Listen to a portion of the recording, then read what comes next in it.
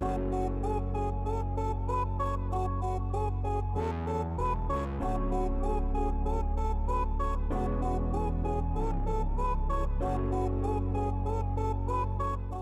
31 years old, and I've just made one of the biggest decisions of my life. I walked away from music. I've been doing music for years, but something in me knew I didn't want to be a 31-year-old rapper. It didn't align with the woman I wanted to become. At the same time, I started my natural hair journey. That sent me down a rabbit hole of researching organic skincare. But once I launched my business, I realized something important. I needed a network. And then it hit me. Why don't I just create my own network event and see who shows up? And that's how the Queen's Power Lunch was born. At our very first event, we had around 60 or 70 women show up. After a few Queen's Power Lunches, I realized we needed to do something that included men too. And that inspired the Mogul Minded Group Banquet. But I also noticed something.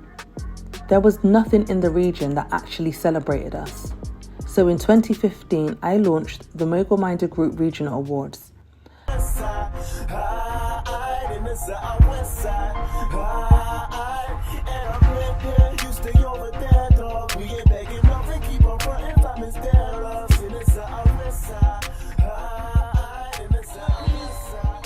Hey, I'm Ezekiel Williams. You can call me Zeke, and we're right here at the Mogul Minded Awards. Our very first year, we received 17,000 votes from across the Southwest, and we continued the awards up until 2019.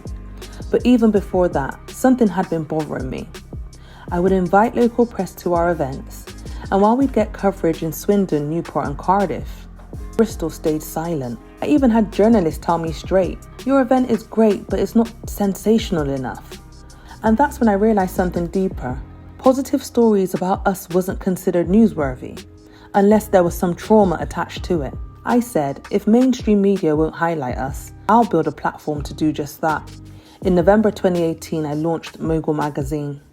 Between 2018 and today, we've released 29 issues, featuring incredible cover stars like Beanie Man, Raven Simone, DJ Cuppy, Chantel Jackson, Lyrica Anderson, Mayor Marvin Reese, and many more. In 2020, I became the Youth Services Manager at Full Circle Docklands.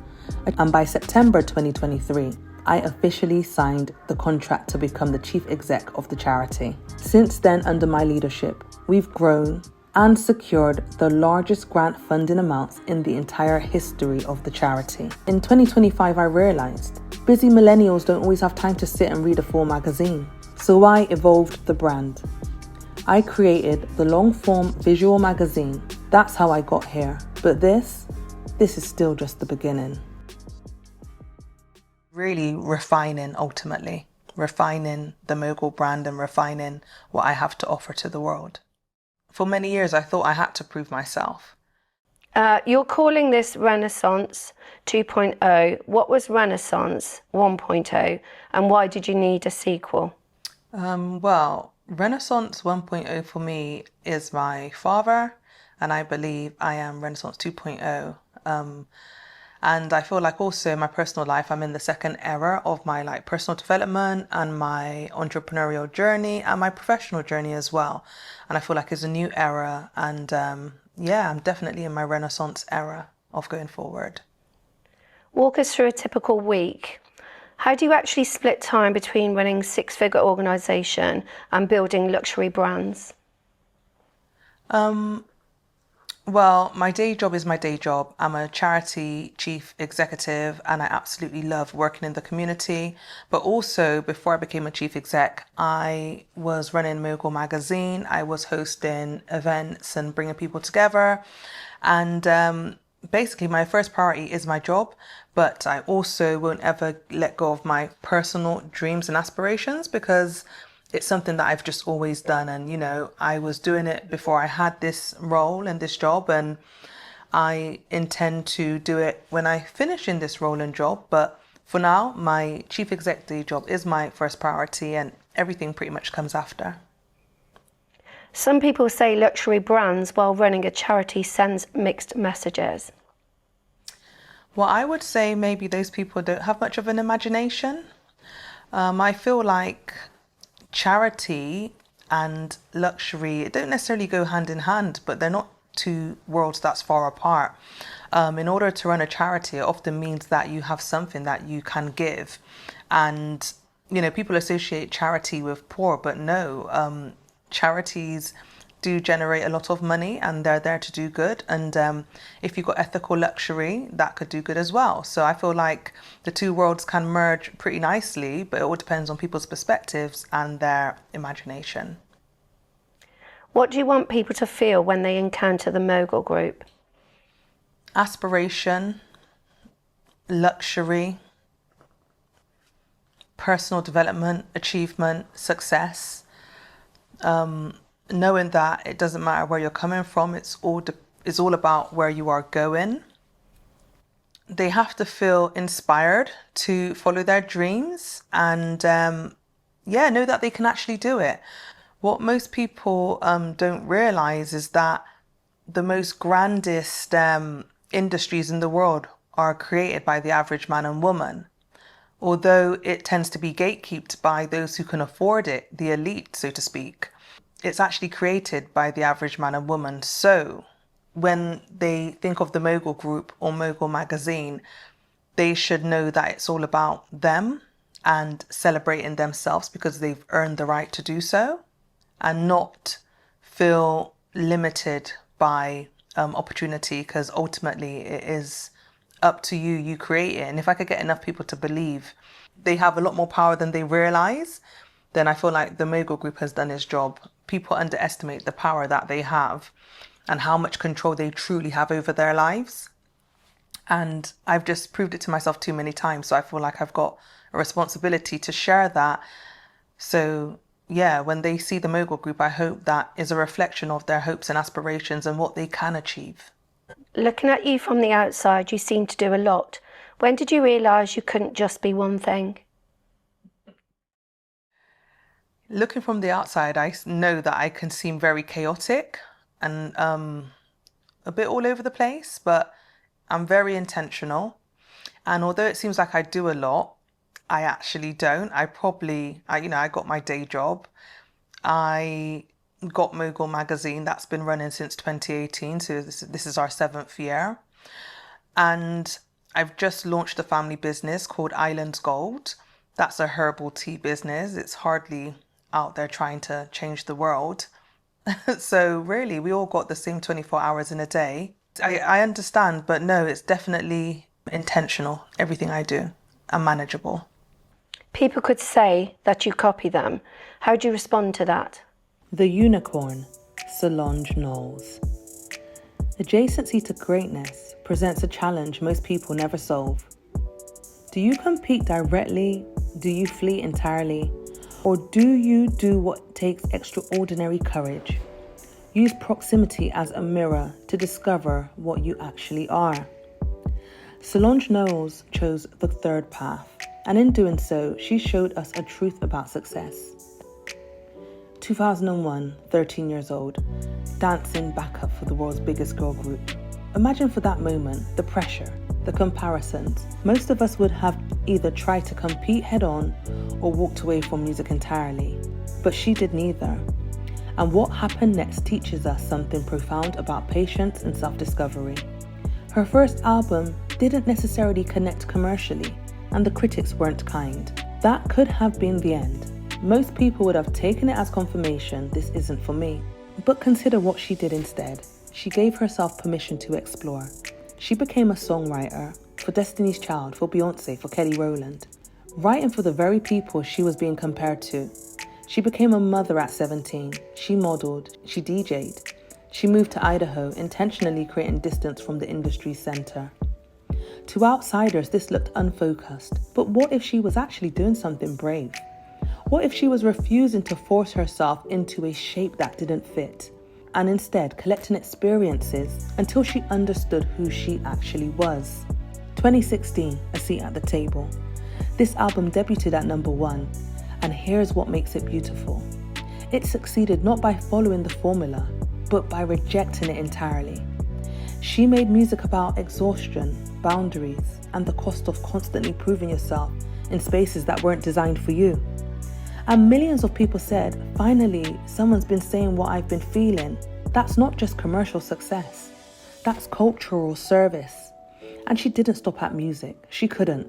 She became a creative director, a visual artist. She composed for the New York City Ballet. She launched Saint Heron, a platform that wasn't about elevating herself, but about elevating the culture she wanted to see thrive. This is what wholeness looks like, not scattered, symphonic. Every part of her practice informs the others, and watching her refuse to shrink herself to fit one category gives the rest of us permission to do the same. 2019, When I Get Home. This project confused people who wanted another Cranes in the Sky. And here's what I love about that. She could have given them what they wanted, the safe choice, the commercial choice. Instead, she made something experimental, jazz-influenced, deeply rooted in Houston's Black Southern culture. She chose evolution over repetition, growth over comfort. That takes courage, and it shows us staying interesting to yourself matters more than staying predictable to everyone else. She's become a style icon, but watch what she's actually doing. Every outfit is intentional, every choice is a statement about craft, about Black aesthetics, about cultural specificity as luxury. She's showing us that you don't have to apologize for your references. You don't have to make yourself smaller to fit into someone else's definition of elegance. You can be fully unapologetically you, and that can still become the standard. Everyone wants to compare them, and I understand why. They are both extraordinary. But here's what gets missed. They are not in competition. They are proof that there are multiple ways to win. Beyoncé mastered the system. Solange created an alternative one. Both are powerful. Both are necessary. Both show us different paths to freedom. And honestly, the world is richer because we have both. She's 40 years old now, Grammy winning, culturally significant, creatively free. But what moves me the most isn't the accolades. It's the freedom she's created for herself. Freedom from comparison, freedom from expectation, freedom to evolve without explaining herself. She's proven that you don't need everyone to understand you. You just need to understand yourself deeply enough to build from that truth. So what does Solange Knowles teach us? That proximity to established success can be an asset if you're brave enough to not imitate it. That creating your own category is more powerful than competing in someone else's. That evolution is how you stay alive as an artist. And that being wholly yourself, messy, multidimensional, unapologetic, isn't just beautiful, it's strategic. Solange Knowles didn't become a unicorn by being better than anyone else. She became one by having the courage to be incomparable. And incomparability, that's not just rare, that's revolutionary. Elegance has an address, and today it's the Berwick Lodge. The meal began. Super soft, fluffy, warm bread rolls, fresh out of the oven. A delicious charcuterie board, pleasantly presented, layered and thoughtful. For mains, a cod, golden batter with a light crunch, triple cooked chips, large in size and fried to perfection. At the Berwick Lodge, it's not just about the food, it's about the feeling of being taken care of. Dessert, an indulgent strawberry and cream delight, and a mango and passion fruit cheesecake. The light jazz music complemented the conversation with a window view of a well-kept garden and a picturesque summer house hidden neatly between the trees. Set in 18 acres of woodland and landscaped gardens, it's easy to see why it's a popular setting for weddings. With hidden apple orchards and beautiful flower beds waiting to be discovered, it's simply perfect for any bride's memorable day. A luxury we all deserve to experience. Poised and intentional. Elegance has an address, and today it's the Berwick Lodge. Women building empires. Empire building operates on principles most people never identify. It's not about working harder. It's not about wanting it more. It's about recognizing inflection points and having the operational discipline to execute when others hesitate. This is what that actually looks like. Tracy Reese. Tracy Reese has been in fashion for 30 years, in an industry with 90% failure rate within the first 3 years, and that fact alone demands analysis. Survival this long isn't luck, it's a business model most don't understand. She built her label in 1998. Michelle Obama wore her designs multiple times, including at the 2012 DNC speech. But here's the strategic question. How did a mid-tier independent designer, not a luxury conglomerate, get to that level of visibility? Answer, she never chased celebrity.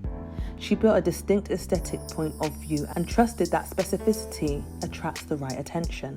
2018, she launched Hope for Flowers, sustainable, Detroit manufactured, local artisan employment. Now, conventional business wisdom says scale first, outsource to reduce costs and maximize margins. She's doing the opposite, and she's profitable.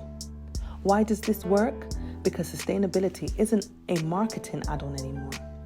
It's a consumer requirement in the luxury tier she occupies. She could scale faster. Private equity would fund it. She's choosing not to. Not because she's anti-growth, but because she understands that in luxury, scarcity maintains value. The moment you're everywhere, you're no longer premium. Tracy Reese isn't building slowly because she's cautious. She's building slowly because speed would destroy what she's actually selling.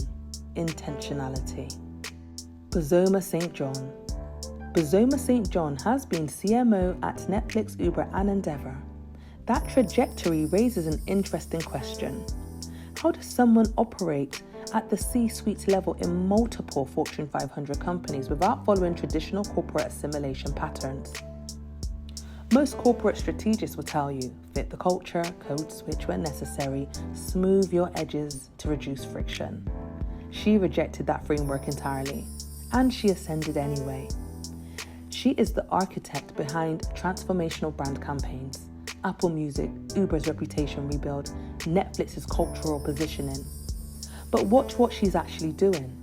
She's refusing to separate her identities: CMO, DJ speaker, author, mother, and widow. Traditional branding says specialize, niche down. Her personal brand says integration is the differentiation. Walking in purpose isn't a motivational slogan, it's an operational strategy. When you bring your full self to corporate environments, you're doing two things. One, creating psychological safety for yourself. No code switching means no cognitive load managing multiple identities. Two, forcing the environment to adapt to you, not the reverse. That's not diversity rhetoric, that's power mechanics. Bozoma St. John didn't break the glass ceiling becoming more palatable. She shattered it by making palatability irrelevant. The companies that hired her didn't want conformity. They wanted transformation. And transformation requires disruptors, not more diplomats. People could say that you copy them. How do you respond to that? Well, people get those sort of accusations all the time. And I feel like there's nothing new under the sun. And people will always be inspiring and get inspiration. So those sort of comments, I just always say everything you hear about me is true. I'm here to live and be wholly me. And, I could sit here and say, oh, that's an absolute lie. But no, I'm too busy building and creating, And so I feel like, as I said, there's nothing new under the sun. But what I do as me, no one can do, and what others do as them, no one can do. So it's all good.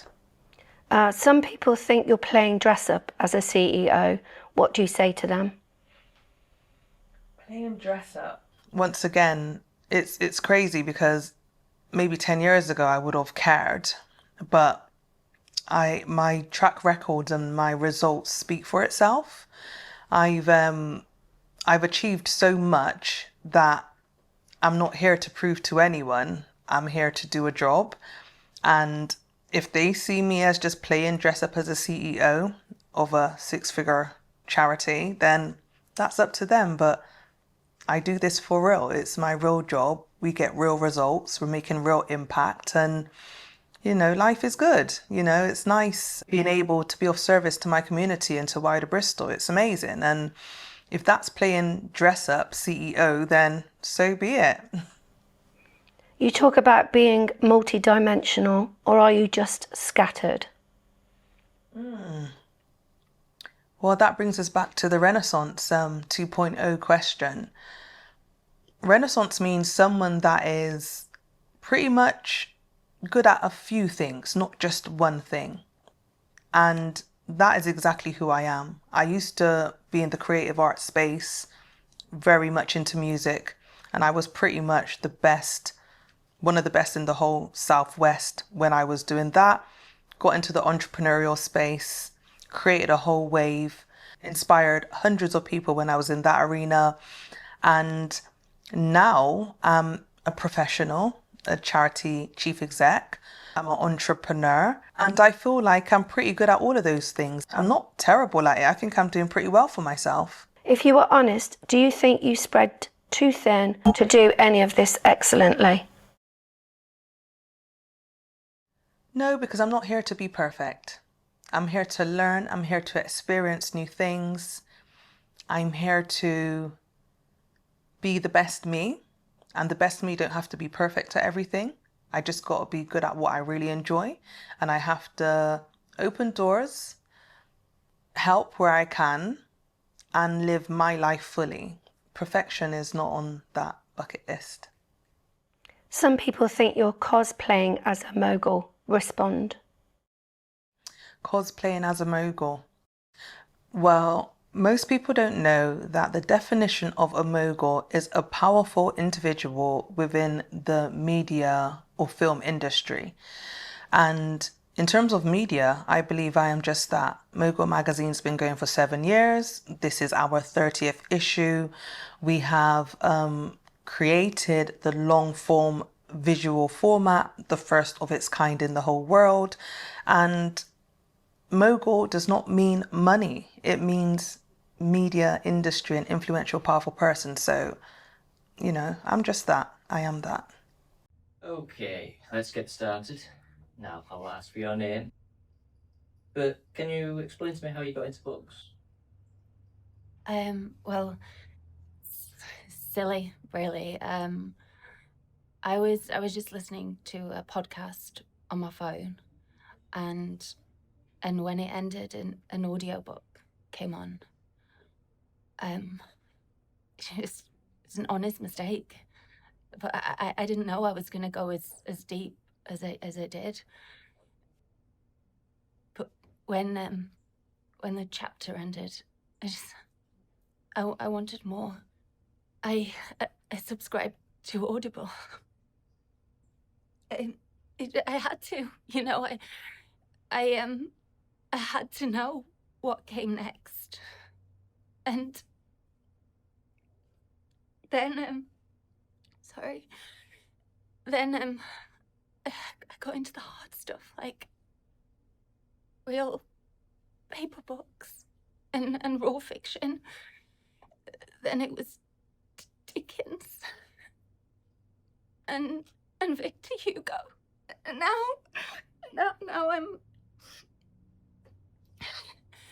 I'm in the book clubs at night. Sorry.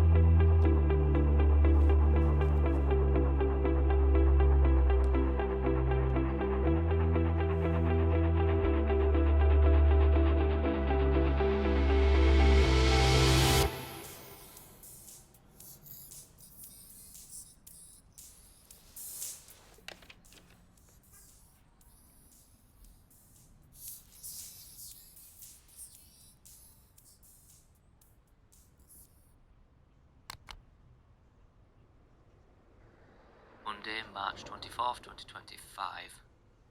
Journal entry 15. Today is currently overcast.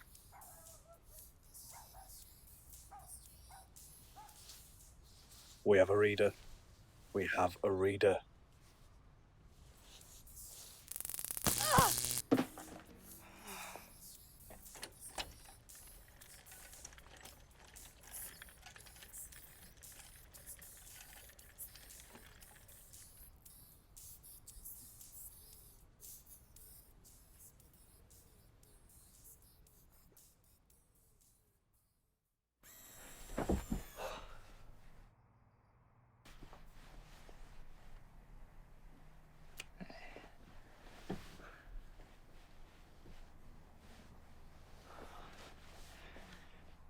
I'm an undercover journalist going by the name of Chase Story. Equipped with this high-end microphone, I'm going to be going undercover in the underground book trade. Now, today, I'm going to be meeting one of the local book dealers who goes by the name The Bookworm. Wish me luck.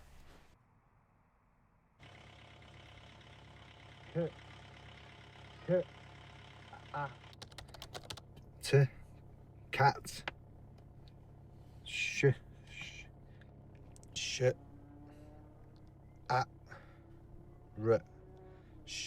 Shark.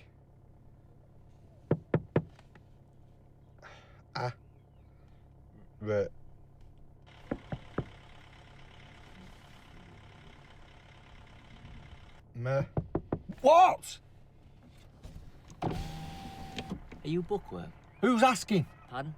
Who's asking? Oh, I'm here for the package. Got the dough?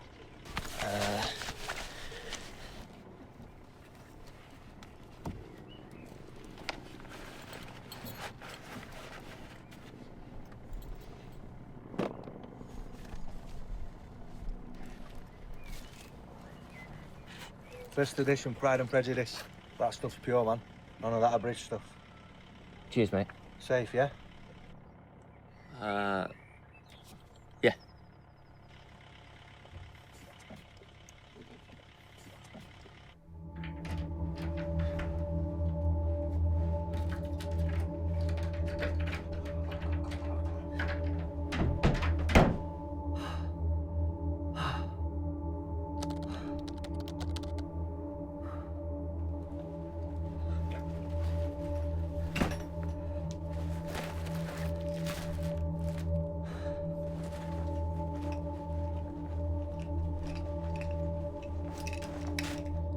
All right, let's see what I risk my neck out for.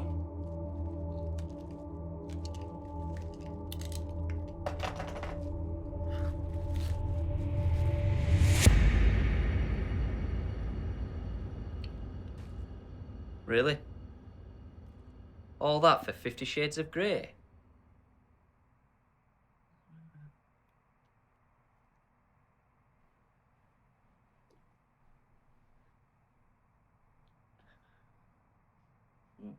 Not bad.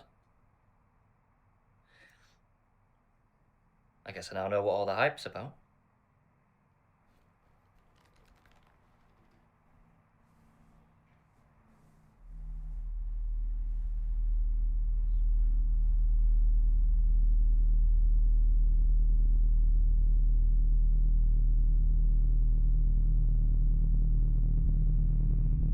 Who is it? Room service.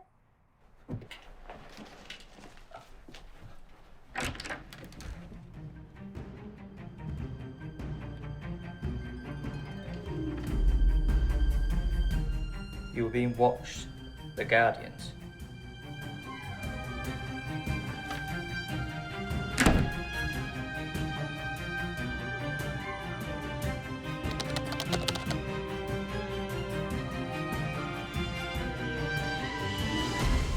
But it's just one little book, and it's not even mine. I mean, really. But it's not just one book, is it, Dorothy? Your flat has lots of shelves for someone who borrowed one book. They're for my knickknacks, my vases and my china cats. And yet, we didn't find any china cats, did we?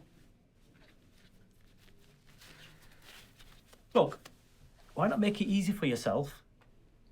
It's obvious you've got books, and lots of them.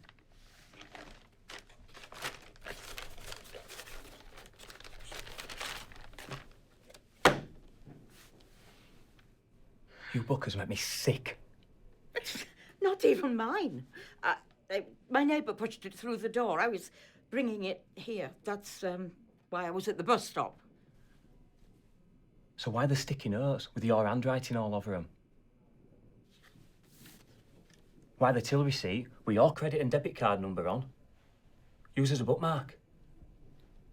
Eh? In fact, it's elementary, my dear colleague.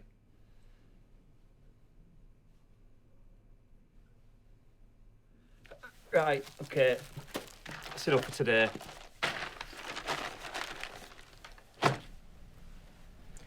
You know Sherlock Holmes never actually says elementary, my dear Watson, right? And how would you know that?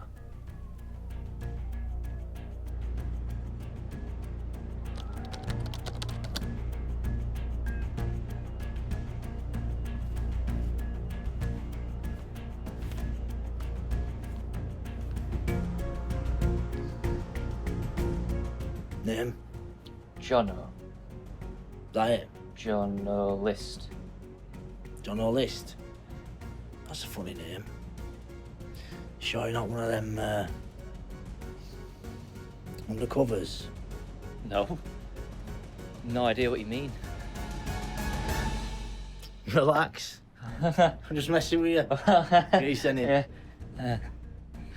Hey, if you're looking for recommendations, Jane Eyre, that's the one. Absolutely riveting read. All right, next.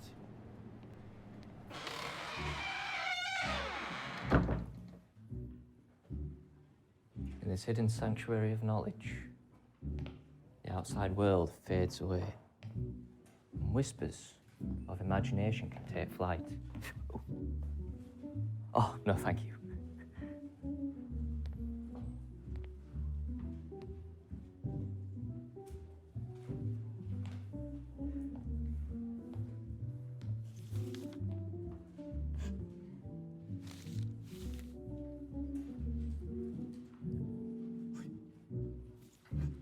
Hey, can I get one of them, please?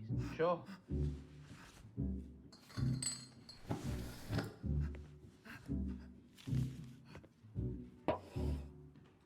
£5, please.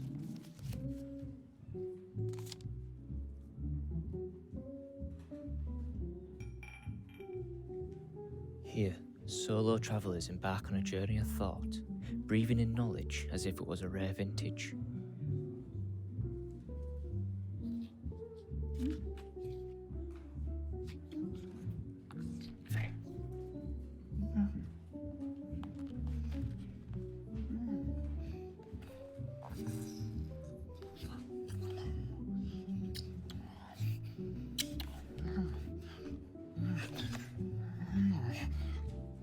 This chapter hits hard on anything I've ever read.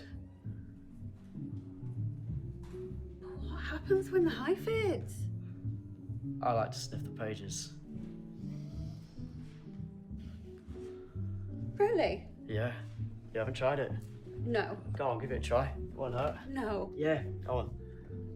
You sure? Yeah, why not much? Okay.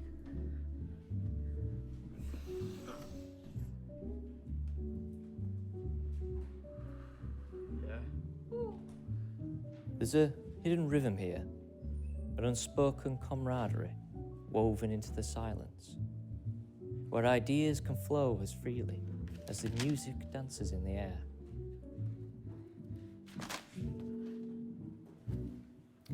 Writers find solace here, letting words pour forth like an unstoppable tide, their fingers dancing across the pages as their minds drift into a transcendent state.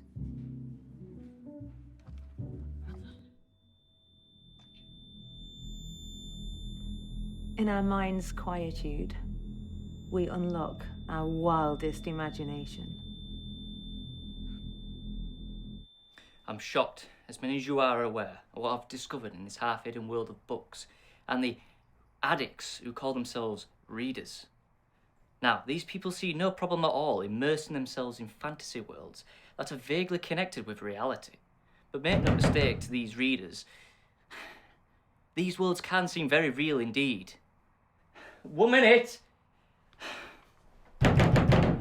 Now, Story police, open up! after being in contact with these people, though, I can find myself understanding why... Get down! Get the fucking fuck! Stop moving! Get down! Hands behind your back! Get your fucking hands behind your back! I'm a journalist. I'm doing an undercover page Stop resisting, Chase. Stop fucking resisting!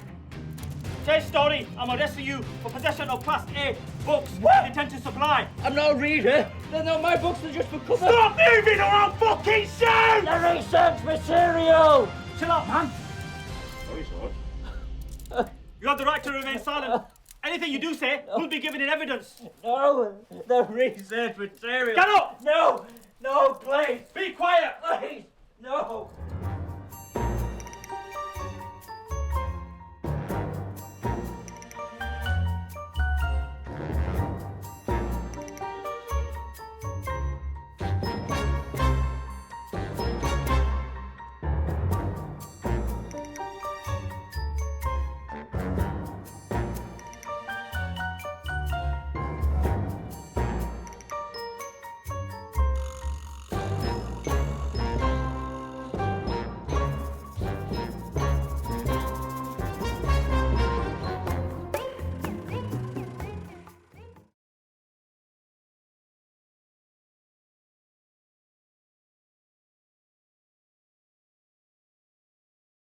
You know, like back in the day, not even back in the day, a couple of years ago, you could go down the island, you might pick up a 1-2 thing where you normally buy it, but you know, you just, oh, this look nice, something new. Nowadays, me have no time for that shit. I go supermarket like my mother send me to the shop with a list to buy things. Pick up where she asks for and go home with it. No, man, sometimes I go down the aisle, I see something, and I'm like, oh, that look, I could, I don't know. And you go down the aisle and you know, say, you know when you still think about it and say, actually, you know I'm going back for it. And I swear, the way things are going nowadays, I go back, price change. That can stay right there. Even get to a stage, I'm not gonna lie, you get to a stage where you know normally you buy certain brands. You know, you buy the Kellogg's. You buy the Coca-Cola. You buy the Nestle. All of these things. Nowadays, I buy things I can't even pronounce the fucking name. I just look at, yeah man, this look like peanut butter, this. It don't say it, but it look like it. Just don't make the kids see the jar. That's another thing with these kids, so them take me for idiot, you know. Because you can't give them it, they won't know the fucking difference. Show them the packaging. Ew. Ah, man. I'm cashing out, I'm at the till. And nowadays I'm at the till, I'm not even looking what I'm doing, I'm just watching the fucking price go. Nowadays it's like, hold on, stop right there, so stop. She's like, but sir, you have more. No, that's what we have. This right here. I don't know about them, you can put them back like. You can put them back for you, like, give me a discount, me do that. Ah, man.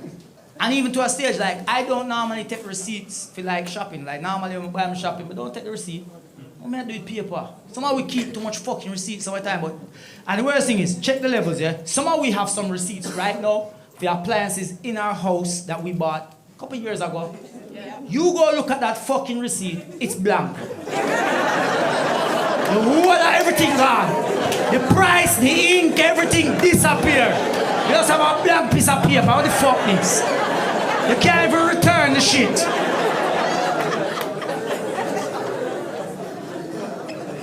But we like an idiot. We always do this, no, just give me the receipt, give me. It's the same with containers, right? With containers.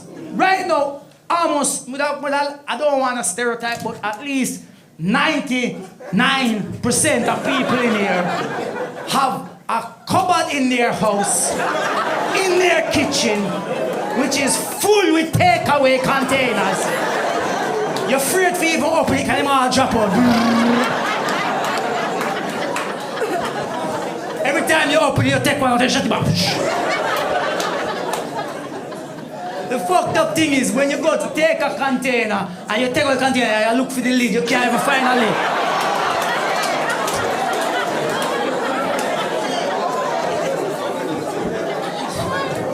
I think when the lid gone, none of the lid them no match. How this works? I'm telling you, man, it's crazy. Thing about containers is funny because I talk about this a lot because it's something I really do. In my car right now, I have containers in the back of my car.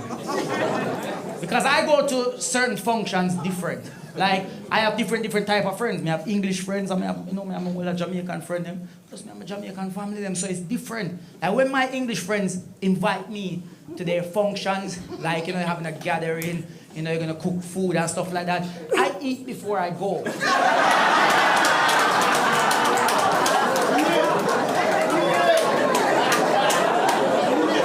And I'm sorry, it's not a disrespect, but I do have to eat before I go because I just want to make sure my belly is full. Yeah, like, I always learn, say, don't carry empty belly, go to nobody yard.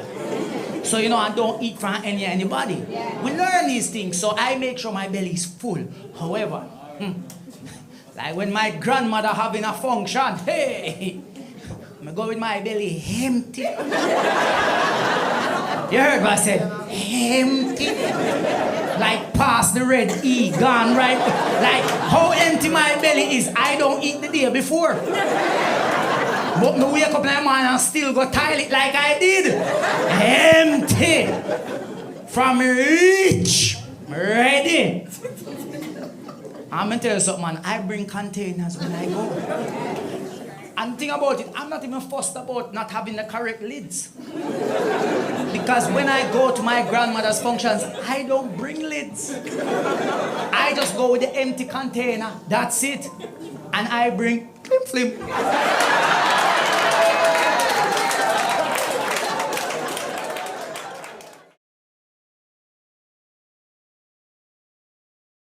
When you look in the mirror, do you see a CEO or someone pretending? When I look in the mirror, I see definitely a CEO. I see a powerful woman living her truth, living her dreams in many cases.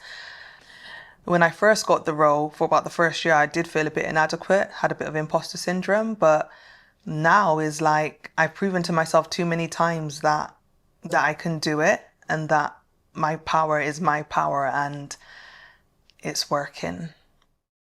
What makes you qualified to give business advice when your businesses haven't gone international yet? I feel like it's about the lessons I've learned, the experiences I've had. It depends how you define success. And I would define myself as very successful and I've learned a lot. So I feel like the wisdom that I have and the mistakes I've made and the lessons I've learned should definitely be shared. So I feel like life experiences has qualified me to give advice when it comes to business and life. Do you think Renaissance is just a trendy word you're using to make this sound more important than it is? No, because I'm always important. Sorry, I am. No, but on a serious note, you have to take yourself seriously. And I mentioned it earlier, this is the stage that I am at in my life. And, I'm in that era. I'm in that era where it's a new vibe, it's a new energy, and it's an evolution of who I am. And it's everything that I've accumulated, all the lessons, all the experiences, all of the achievements over the years, and it's brought me to this moment, and it's definitely my Renaissance moment. And I say Renaissance 2.0 because my father was the original Renaissance, and I am coming forth from him.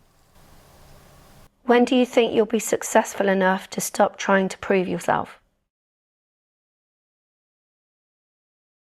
Well, it's funny because for many years, I thought I had to prove myself.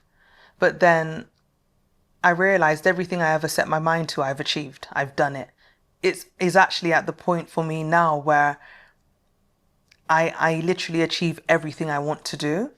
And it has nothing to do with no one else. I couldn't care what anyone else thinks or what they say, or, oh, you're doing too much. Well, if I died tomorrow, it's not you that's dying with things that you haven't done. Do you know what I mean? So for me, it's like everything I do has nothing to do with no one. It's what I want to do because I made the decision.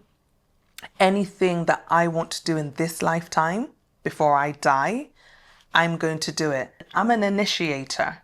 I start things, you know, and I've seen that on so many occasions throughout my life and throughout my entrepreneurial journey. And even when I did music, I start things, and I'm good at starting things, and I'm good at inspiring people and setting off those small sparks for them to get active and motivated to do things. High performance rituals. High performance isn't what happens on stage, it's what happens in the hours before the world wakes up. Everyone wants the results, the accolades, the empire, the recognition. But very few want the routine. The Navy Admiral who makes his bed every morning isn't doing it for cleanliness. He's doing it because discipline in the small things create discipline in the large ones. Completing one task before 5 a.m. sets the tone. You've already won before most people have opened their eyes. The CEO who trains at dawn isn't trying to look good. She's training her mind to push past discomfort, to operate when her body says stop. Physical resilience builds mental resilience. When the board meeting gets tense, when the investor pulls out, when the launch fails, she's already conditioned to keep moving. The founder who journals every morning isn't being precious. He's clearing the noise. 3 pages, stream of consciousness, no editing, no judgment. He's externalizing anxiety, the doubt, the distractions, so they don't run the day. By the time he opens his laptop, his mind is focused, singular, and deadly. The investor who does cold exposure isn't chasing trends. 30 seconds of cold water teaches you that discomfort is temporary, that panic is a choice, that you can control your response even when you can't control the circumstance. That life lesson transfers to the pitch that goes wrong, to the market that crashes, to the partner who walks away. The artist who makes the same breakfast every day isn't boring. He's eliminating decision fatigue. Steve Jobs wore the same outfit. Obama ate the same meals. Zuckerberg automates his wardrobe. It's not about the clothes or the food. It's about reserving mental energy for the decisions that actually matter. The executive who meditates isn't spiritual. She's strategic. 10 minutes of silence, no phone, no input, no output. She's training her attention. In a world engineered to fracture focus, the ability to sit with one thing, one breath, one thought, one task is a competitive advantage. The entrepreneur who time blocks isn't rigid, he's intentional. Every hour has purpose. Deep work, meetings, rest, creation, nothing is left to chance. He knows that if you don't control your time, someone else will. And empires aren't built in stolen moments between someone else's agenda. The writer who walks every morning isn't exercising, she's thinking. No headphones, no distractions, just movement and mind. Walking activates a different kind of thinking, looser, more creative. The solutions that don't come at the desk often will come during a walk. The designer who curates his space isn't being aesthetic. He's being intentional about the environment. Your surroundings shape your output. Clutter creates mental clutter. Chaos breeds chaos. He's not decorating, he's designing for focus. These aren't hacks or trends. They're the unglamorous, non-negotiable rituals that separate the people who talk about excellence from the people who live it. High performance isn't a burst. It's not inspiration. It's not motivation. It's ritual, repeated daily, without fanfare. While the world sleeps, empires are being built, one small, disciplined action at a time. It's 2030. What does success look like specifically? 2030, I would say what I'm working towards is for the charity that I'm currently leading to be at least 80% self-sustainable. And should I be ready to transition into a new role, I would be aiming to transition into my own business full-time, which is the MOGUL Group. You've been building MOGUL Magazine for 30 issues independently in 7 years. What changes in the next 5? More intention, more substance. I don't care for trends. I don't care for virality. I want every single post to be meaningful and helpful to the viewer, the follower, the reader. So it really is about being very intentional with everything that I post. And, you know, it's definitely about making my mark and owning what I do and what I bring and what I've created. So it's just really refining, ultimately, refining the Mogul brand and refining what I have to offer to the world. Who are you building this for? And don't say yourself. We know that. Who else? My daughter. I'm definitely leaving her something behind. But the world. I'm building this for the people who got high dreams and aspirations, but they feel like there's a barrier. And I want to show them that if I, a regular girl from St. Paul's, growing up in one of the poorest areas of Bristol, can focus on my goals. You know, I'm not better than anyone. I haven't done anything better than anyone. But what I have had is a relentless self-belief. There's been no time that people has been able to shake my vision of myself. Delusional, some may say I am, but it's not proved me wrong. Like, if you don't believe in yourself, you can't expect the world to. What the world cannot take from me is my self-belief. And what I've learned is that, you know, I spoke about vision not too long ago on my Instagram page. And I said, you know, vision is very lonely because you'll be the first to do a lot of things and no one won't get it. But you got to be sure within yourself that if God gives you the message or the wisdom or the inspiration to do something or say something or act on something and it's for the betterment of the world, then I feel like it's our duty to do it. And God ain't wrong. Many successful business people started in their late 40s. The majority of millionaires and billionaires, they all started their businesses 40, 50, 60, you know, so it's definitely not too late. And so I'm building Mogul for the world to redefine what it means to be mogul, and it definitely is about self-belief. What's coming next is a full year in 2026, to be honest. You know, lots of plans, lots of aspirational activities, and just me being me, you know. So yeah, more Charmaine.